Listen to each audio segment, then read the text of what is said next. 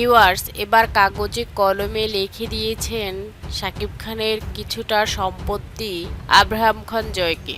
ছেলে হিসেবে বাবার সম্পত্তি সব পাবে, এটাই স্বাভাবিক, কিন্তু আগে থেকেই জয়কে লিখে দিয়েছে শাকিব খান নিজের সম্পত্তি। বিস্তারিত জানতে ভিডিওটি না টেনে আমাদের সঙ্গে থাকুন।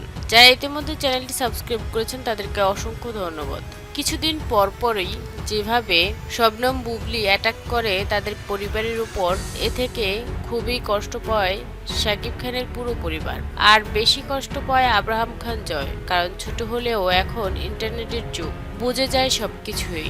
আর এখন কিছুটা বড় হয়েছে, সে বুঝতে শিখেছে। শাকিব খান তার ইচ্ছা মতোই কিছুটা সম্পত্তি আব্রাহাম খান জয়ের নামে লিখে দিয়েছেন, যার পুরোটা পাওয়ার অ্যাটর্নি দিয়েছেন অপু বিশ্বাসের নামে। শাকিব খানের মা বাবার সামনে বসেই কাজগুলো করছিলেন। অন্যদিকে শবনম বুবলি তখনই উপস্থিত হয়েছিলেন ছেলে শেহজাদকে নিয়ে। হয়ে যায় খুবই কথা কাটাকাটি। এক ছেলেকে তুমি সব দিবে, অন্য ছেলের খবরও রাখবে না, এটা কেমন কথা? তখন শাকিব খান বলেছিল, আমি আমার ছোট ছেলেকে কি দিব না দিব সেটা তো তোমাকে জিজ্ঞেস করব না, আমার ছেলেকেও দিব, আমার ছেলে একটু বড় হয়ে নিক।